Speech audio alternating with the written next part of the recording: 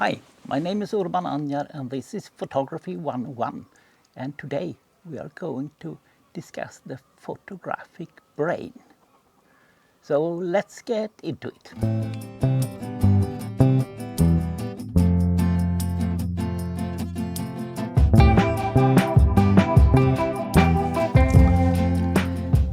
About 10 years ago I took a photo course at a university, and the teacher told us that the assignments should be graded out of their artistic quality. And that scared me and confused me because I didn't really know what that was. Today, I'm still confused, but probably on a little bit higher level. So let me share my thoughts about it. There are different skills we need as photographers. We need some tech skills, we need some people skills, at least if we're working with portraits or street photography or other people-oriented photo genres. And we need some art skills.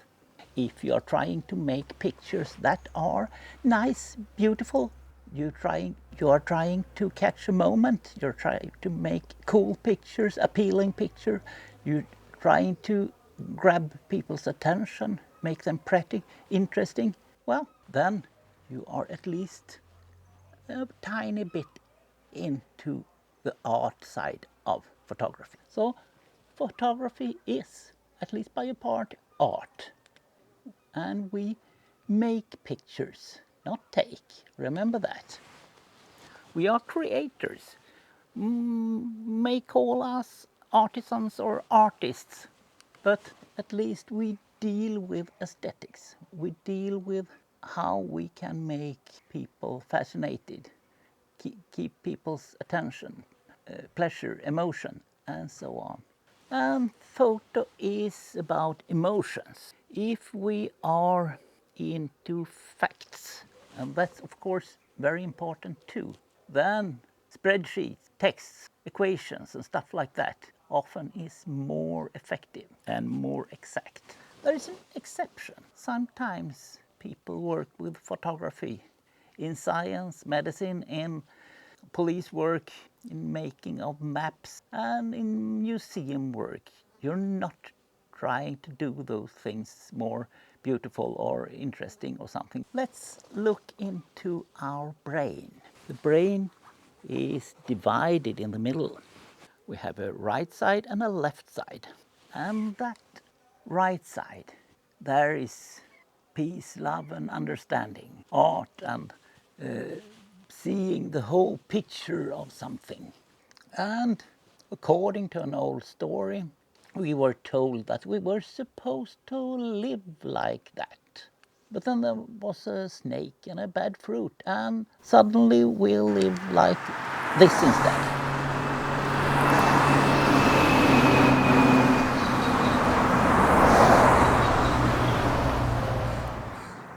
And that puts large demands on the left side of the brain. We need an advanced language. We need to do maths. We need to tell things apart, group things together. The geek version of this, then the left part of the brain is like a CPU. It works serially, one thing after another. And the right side of the brain is more like a GPU, working in parallel. But as more we are training our left side of the brain, the more stupid the right side gets. So for photography, we need very much of the right side of the brain. Most of photography is people skills and art skills.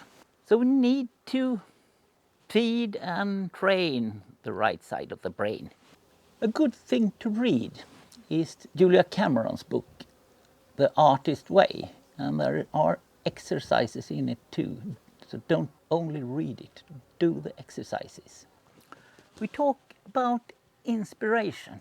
And it's not something coming from above without us doing something. Instead, it's more like transpiration. We need to sweat to get it. We need to inspire ourselves, fill ourselves with photography, art, craft, fashion, design, home decoration, architecture, advertising, movies, and also music, dance, theater, novels, poetry.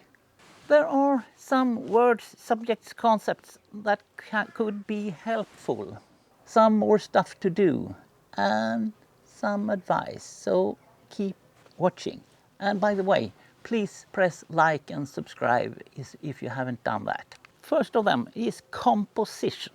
We choose to put some stuff into our picture and we choose to put it in certain places, and that's called composition.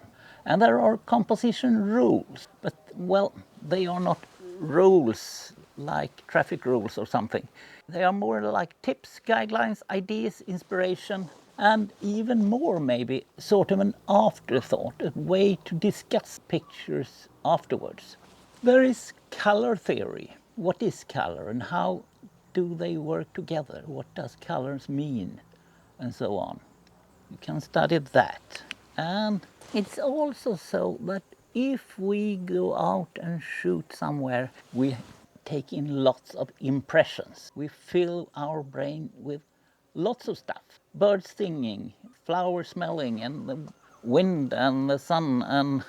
But then we get home and not all those impressions fitted into the pictures. So maybe even if the experience out there was outstanding, the pictures may not be, they may be boring. Another word is expression, and it's quite the opposite. You have got stuff in your brain that you need to get out somewhere, and maybe into your photos. Creativity, that's something you can train.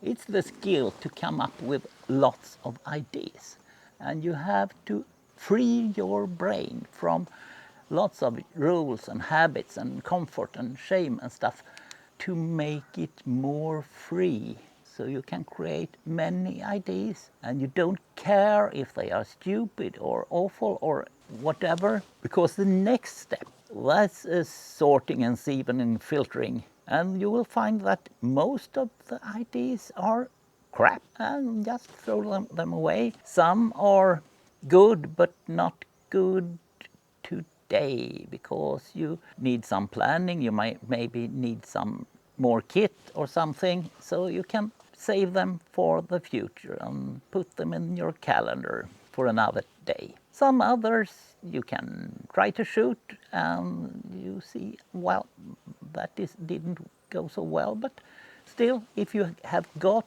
lots of ideas, you will have at least some of them that are good.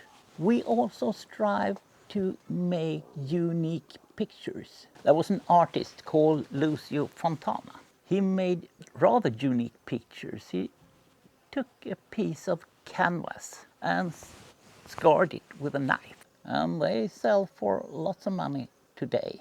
He did his first just before I was born, and the last one long before I was allowed to use a knife. So I couldn't do that. He did it, and of course I could make a scar in a canvas too, but it's already done. It's meaningless to do again.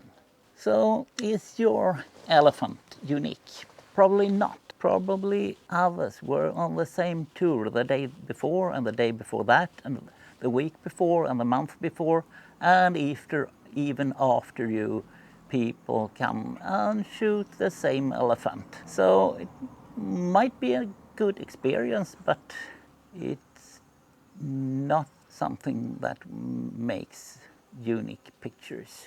What does is trying to get a personal style. Use locations that aren't so much used by other photographers. Choose subjects that aren't so common. And of course, your framing, your lighting technique, your editing, your cropping, and so on, makes a sort of a fingerprint of your pictures. But you do all this most of all for yourself and for the world, not for prizes or likes or something like that. And sometimes all people may not like your pictures. Then you should think of the universe consists of 5% protons, 5% neutrons, 5% electrons, and 85% morons, at least according to Frank Zappa. So you are doing your pictures for yourself, so you can maybe just ignore those people. Or take the fight for creativity and freedom of expression. And maybe them being so angry is a sign that you have done something important. You have reached what the philosopher Roland Barthes called punctum. It's relative to puncture you can get on your tires. So you reach the bull's eye, and that's perfect. And some artists think that the reaction is a part of your work of art. So carry their comments and their hatreds as a medal of honor. Some things to think of. What's your intent with your photography? What is it aiming at? What is its purpose? What is your will with your photography? Maybe you can use words like what you want to express, portray, explore, reveal, and so on. And maybe it's time to at least begin to try to write an artist statement. Who are you? Why are you shooting? What are you shooting? And how are you shooting? And collect your portfolio, your best pictures in different genres. And keep remembering, you're shooting for yourself. It's your story, your feelings, and do your thing. It's your camera and your pictures. Well, that was all for today. See you in another one. Bye.